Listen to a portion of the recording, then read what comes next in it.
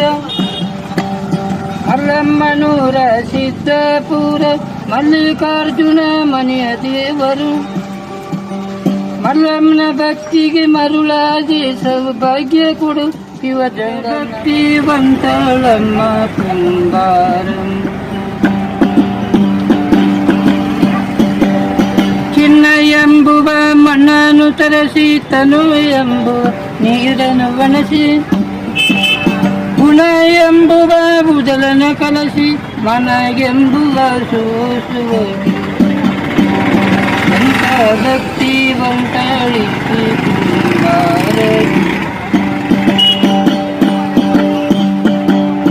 ಚಿತ್ತ ಎಂಬುವ ಚಿಗಿರಿಯ ಬೂಡಿ ಭಕ್ತಿ ಎಂಬುವ ಬಡಿಗೆಯ ಮಾಡಿ